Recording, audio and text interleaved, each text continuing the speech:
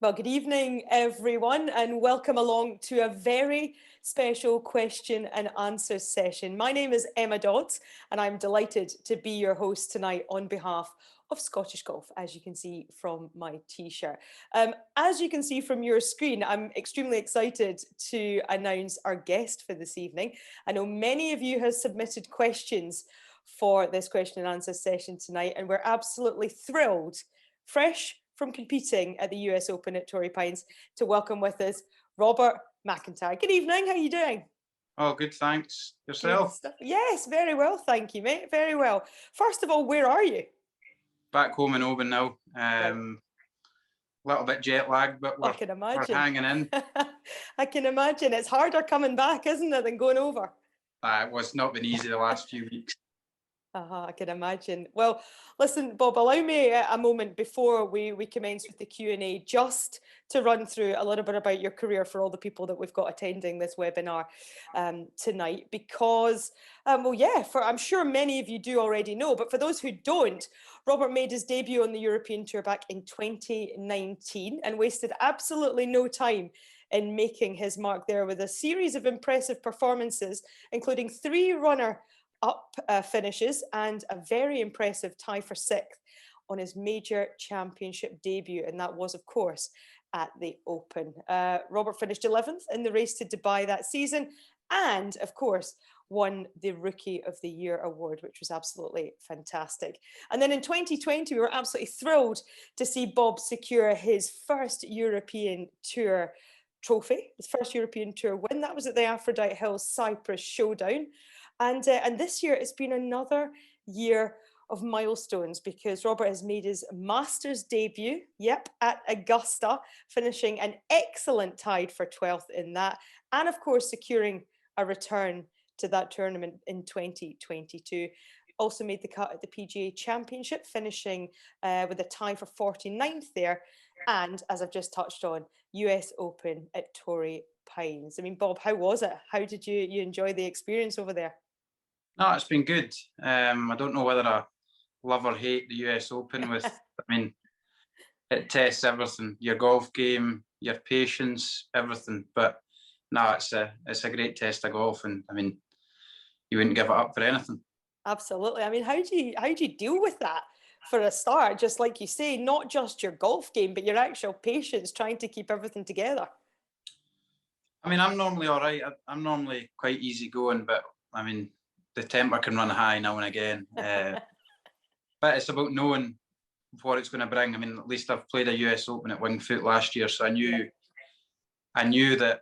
I mean, it's just going to test every part of the game, and then more importantly, your patience. And I mean, Mike McCaddy knew that. Everyone was just drilling it into me from before I even went. Was, look, your mind's got to be switched on, and thankfully I'm in a good place mentally just now, and I mean, I'm cool, calm on the golf course as much as I can. Yeah, and it's brilliant to see. Are you starting to feel a little bit more at home at the majors now, having got a couple under your belt?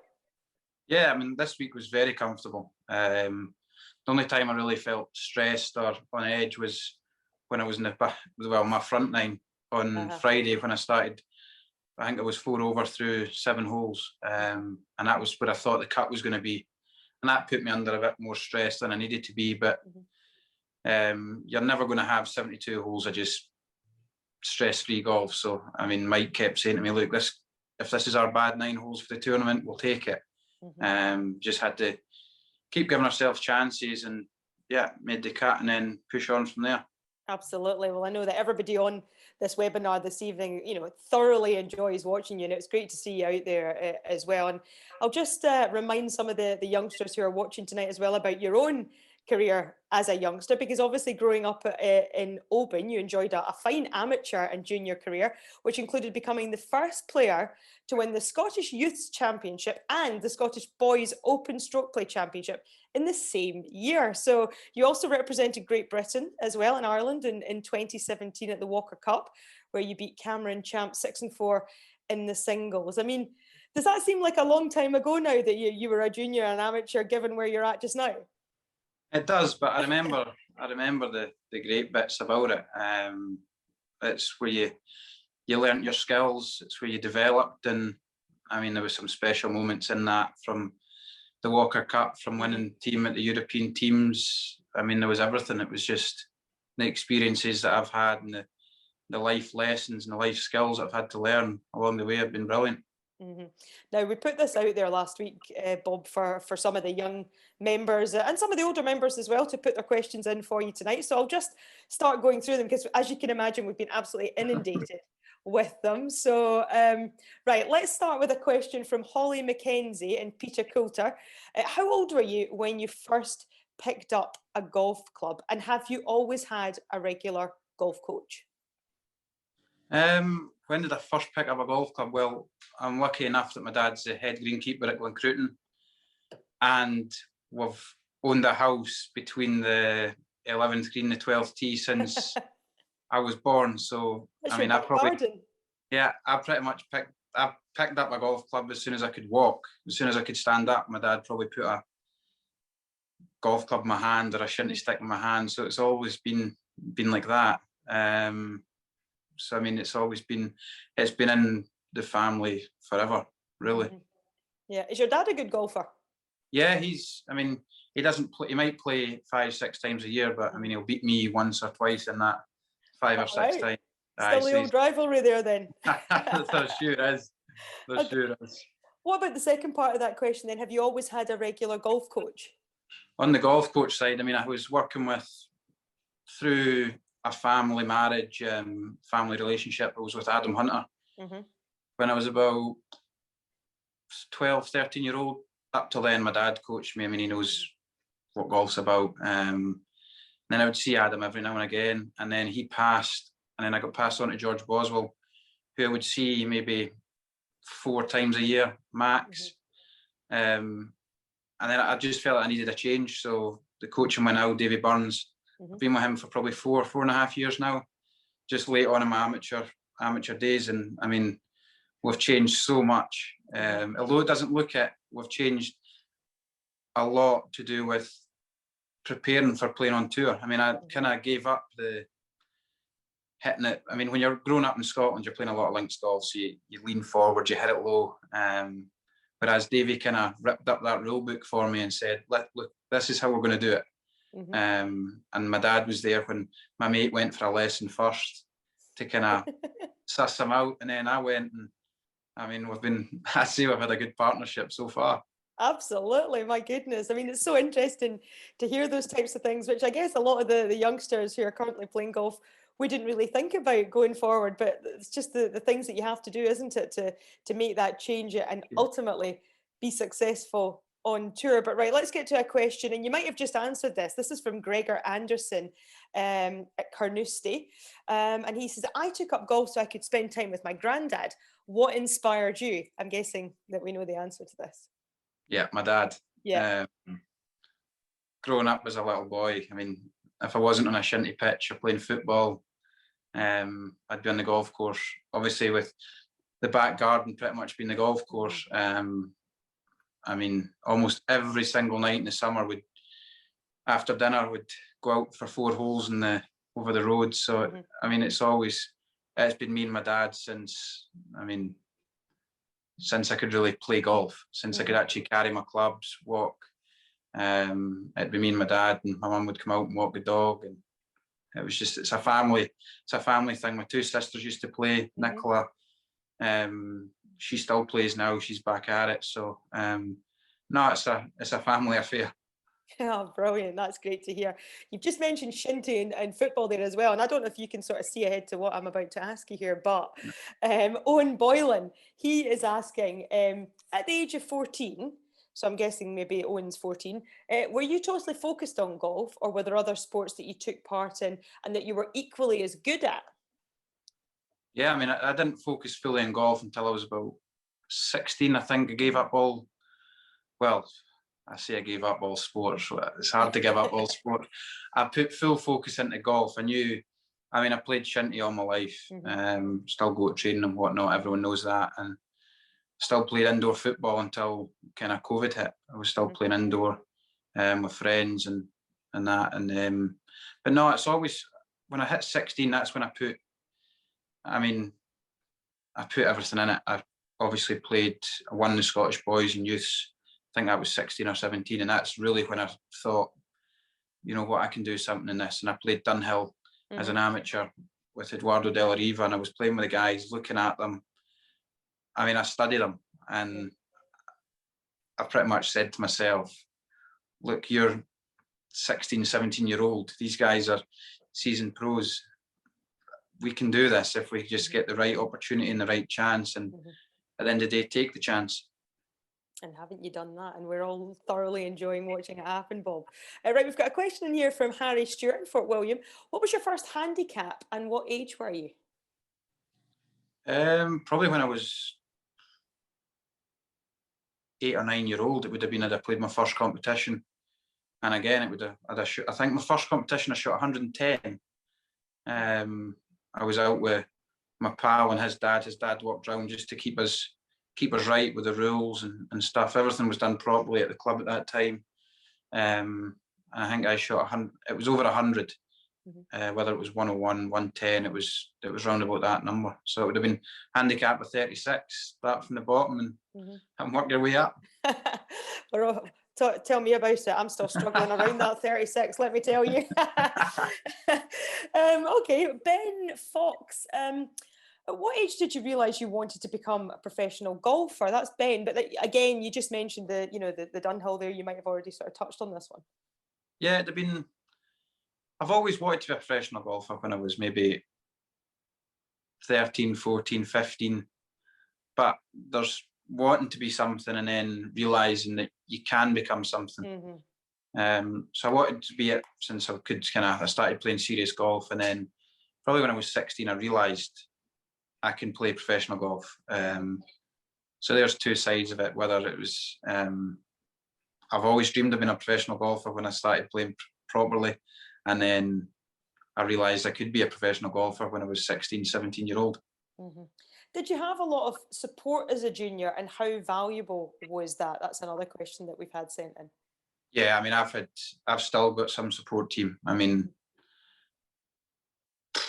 if I could help young juniors, I mean, it would be get people around you that are going to not just tell you you're doing well here and there, but they're going to give you a kick up the butt when you're not working hard enough or you're being negative or whatnot. But I feel like I've got, I mean, my dad is my biggest critic. Sometimes he's too hard on me, and he knows that. My mum's the most positive human on the planet.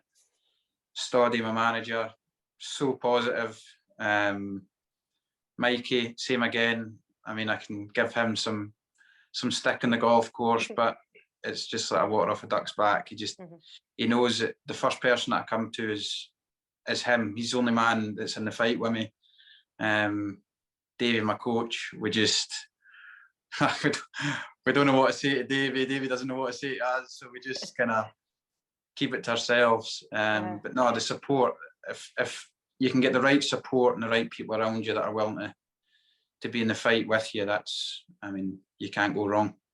Absolutely. And just obviously, again, with Scottish golf and talking about the juniors, this is one of the key concepts Scottish golf are delivering for juniors through their golf sixes and flag competitions is team golf.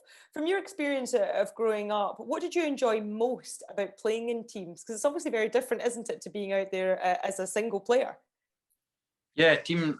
I mean, I'm a big believer in teams. I mean, even although I'm doing this individually, it's a team. I've got a whole team around me,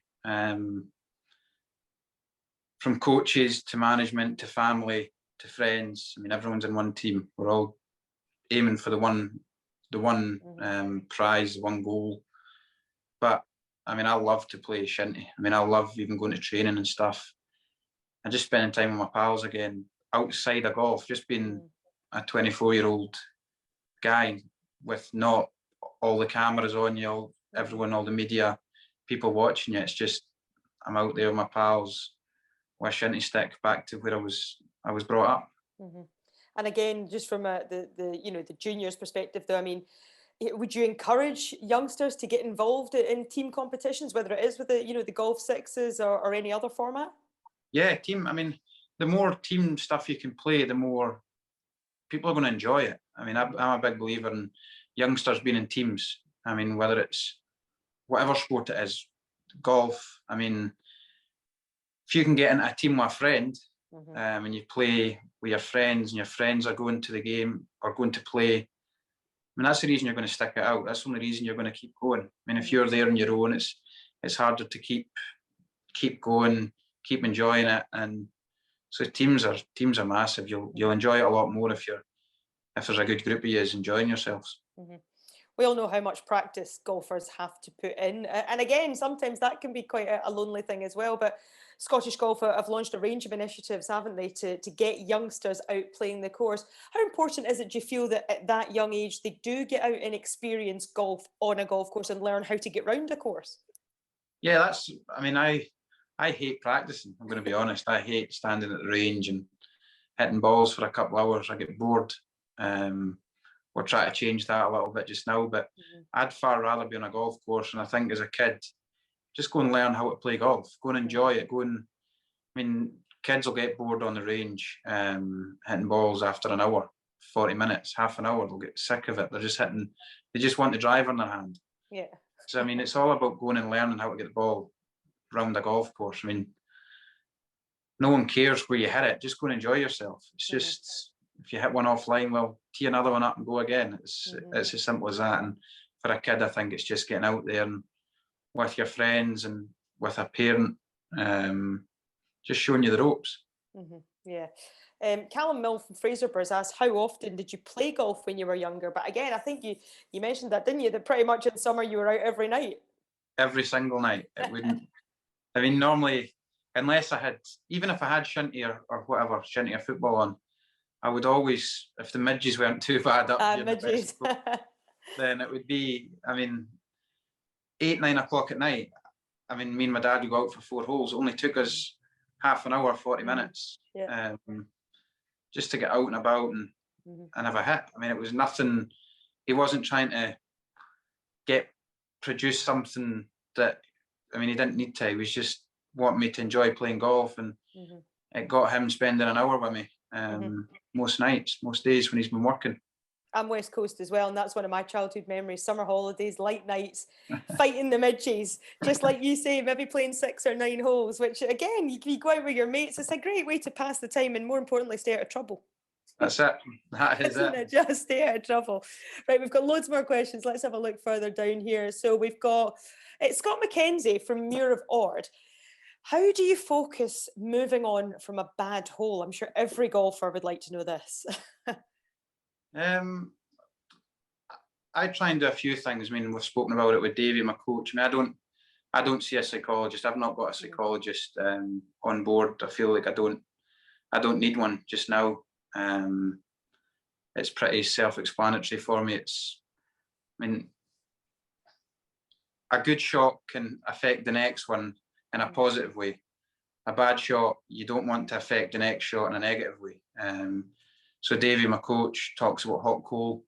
If you hit a bad shot, or if you have a bad hole, if someone passed you a piece of hot coal into your hands, you're not going to hold on to it. And you're going to drop it, let it go. So you try and, I mean, my goal is every week is to try and not let one shot affect the next shot. And me and Mike have a few ways of trying to do that. Some weeks there's something on the line between us, and I mean, it's just to try and not affect your play by a bad shot. I mean, if you're sitting there watching me on TV and you see me hit one offline, you'll be like, oh, he's hit one offline, and that's the way I should be. I mean, you shouldn't worry about where it's going. You go and find it, and you go and try and make the best out of a bad situation, and that's all we can do. I mean, we're not robots. We're not trying to hit a bad shot. It just happens. Yeah, absolutely. Yeah, that's great advice for everyone who's watching this one. This one's from Gordon Rankin. How can juniors prepare themselves and adapt for playing a different golf course to what they're used to? That's a really interesting question, especially for young Scottish golfers. Yeah, that's a difficult one. I mean, I've seen it playing amateur stuff, even with some of my pals. They've played Scottish boys, and I mean, I tell them the way I'm going to play the hole, and then you play it in the tournament, and the wind's changed direction. He still hit the same club off the tee, and you're like, come on, it's. how can you prepare? I'm not actually entirely sure. I think it's just the more you play other golf courses, the more you'll learn how golf holes are set up to be played. It's not always driver in your hand, especially in Scotland. It's a lot of times it's iron off a tees, but holes are designed certain ways for you to play them. I mean, it's just about the more you play away from your home course, or the more, even junior opens and stuff like that, it's just seeing different golf courses, seeing different golf holes.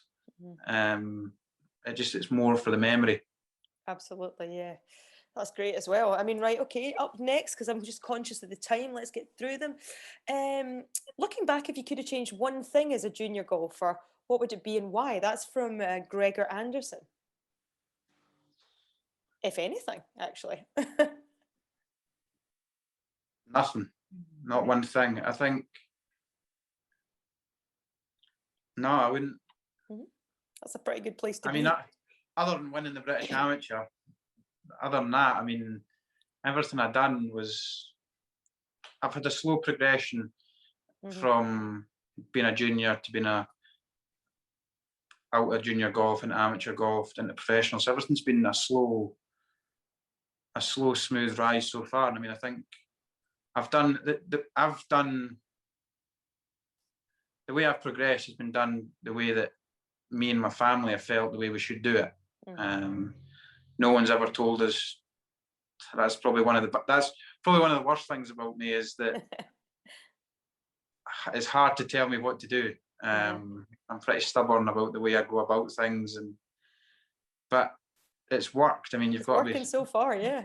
You've got to be kind of selfish in this game, and I do things my way, and it's been working, so why change it? Absolutely. Okay, this is now moving on to more about your professional career. Then this is from Kai Hunter in Kinghorn, and it's, what was the atmosphere like at the Masters? It was good. Obviously, they only had 10,000 fans. Normally, they've got whatever 40, 50,000 a day. So it was 10,000 a day. It was incredible when I was doing well. I mean, you got round, once you hit kind of 9, 10, 11, 12, 13, it was just, the noise just ramped up. I mean, I was, when I hit the shot into 12, the par 3 on the Sunday, I mean, the roars, it was just, amazing. The whole place was starting to erupt, and I mean, it gave me goosebumps walking off the tee. But that's what I've dreamed of as a kid, was playing in the Masters, and that was my goal for the last year and a half. And I mean, we've done it, and we get to go back. Yeah, you get to go back. It's absolutely amazing. And Luke Nielsen, Luke Nielsen asks, realistically, how hard is it to make it on tour? I know a lot of professional golfers. I sort of know the answer to this, but how can you explain it to Luke? It's difficult. I mean, it's how many guys actually make a career from golf? Maybe 500 professional golfers. So, I mean, it's 1 in 500 you've got to be. And how many amateur golfers is there, guys trying to make it? It's just, I mean, it's all about, again, I keep going back to the team. And I mean, I was lucky. I had Scottish Golf, the Scottish Hydro, and Bounce, my management company. I mean, they set up a great platform for us, for me, Grant, Ewan. I mean, there was everyone. It was a Am to Pro. We had the funding. That's the hardest thing. That was a big thing for it, is funding, having a chance. I mean, I'm from a normal, regular family in Scotland, and I wouldn't have had the chance if it wasn't for everyone that put the funds in place to just give us 2-3 years. And then if it didn't happen, then we'd have had to thought again. But no, it's not easy. I mean, it's all about getting a bit of luck, and luck going your way, and it can change your life in 1 week. Yeah, that's the thing, isn't it? I mean, again, we've got a question in here from Freddie saying, if someone was lucky enough to make it, what are the most enjoyable aspects of being on tour? And do you enjoy the traveling? That is the most enjoyable and the hardest part about it. I mean, I've been to some incredible places from it. I've been to Mexico, Cancun. I've been absolutely almost everywhere that you can travel. I've been with golf. But then on the downside, I was away in the States there for 8 weeks. Okay, we're playing the best golf tournaments on the planet, but with the COVID situation, I wasn't able to see my sisters, my niece. I managed to get my parents out for the Masters and stuff, so that I was lucky that side. But I mean, you're not spending the normal time with your family. Yeah, that's the hard part, isn't it? And it's not always glamorous either, is it? Delayed flights, lost clubs, Well, different beds. Well, saying that, I arrived in LA on last Saturday, preparing for US Open, no clubs. I flew home.